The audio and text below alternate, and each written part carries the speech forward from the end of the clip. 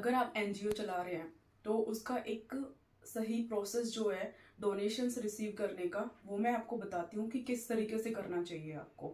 तो आप ना सबसे पहले अपने जो सीएसआर फंडर्स हैं आपके, उनको एक प्रपोजल सबमिट करो।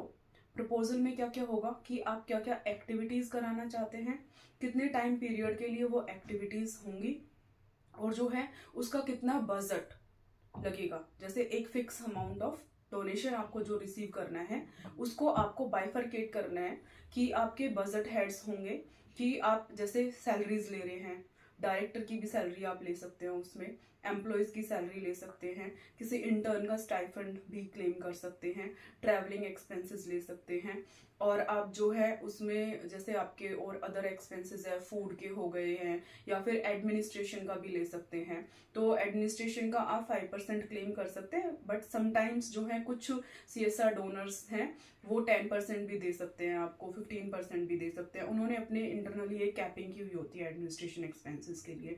तो ये बजट भी आपको उस प्रपोजल में ऐड करना है। आप सबसे पहले प्रपोजल सबमिट करो अपने डोनर को। देन सेकंड थिंग आपको क्या करनी है कि आपको एक ड्राफ्ट एमओयू बनाना है। अगर आपका प्रपोजल एक्सेप्ट हो जाता है डोनर से, तो आप एक ड्राफ्ट एमओयू बनाइए।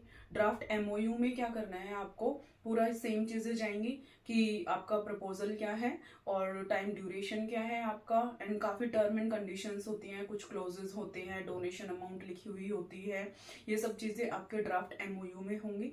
ड्राफ्ट एमओयू जो है वो ना आपको बोर्ड रेजोल्यूशन पे लेना पड़ेगा कि जो आपके बोर्ड मेंबर्स हैं, ट्रस्टीज हैं, उनसे 2/3 क्वेरम के अकॉर्डिंग आपका जो ड्राफ्ट एमओयू है वो आपका सैंक्शन होना चाहिए। और उसके लिए आपको एक बोर्ड रेजोल्यूशन बनाना पड़ेगा जो लेटर हेड पे बनता है आपका, और फिर वो आपके ट्रस्टीज से आपको सिग्नेचर करके रखना पड़ेगा।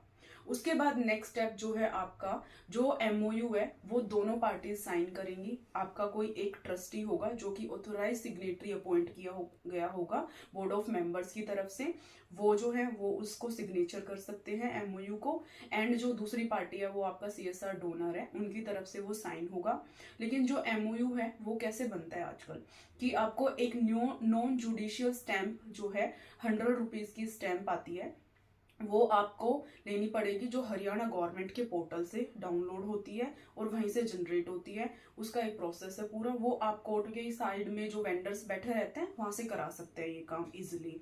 ठीक है, अब इस तरीके से आपका एमओयू साइन होगा। अब एमओयू साइन हो गया, नेक्स्ट थिंग आपकी क्या करनी है आपने, कि अब आपको जो है सीएसआर डोनर आपका चेक दे देगा, या तो जो भी आपने टर्म एंड कंडीशंस मेंशन की होगी उसमें कि इंस्टॉलमेंट्स में लेना है या वन गो में आपका फंड आना है, तो या तो एनईएफटी कर देगा या फिर आपको चेक दे देगा। जैसे ही आपके बैंक अकाउंट में, एनजीओ के बैंक अकाउंट में एनईएफटी आ जाती है या फिर आपका चेक क्रेडिट हो जाता है, आप क्या करोगे, उसको एक एटीजी रिसिप्ट बना के दे दोगे जिस भी सीएसआर कंपनी ने आपको ये डोनेशन दी है।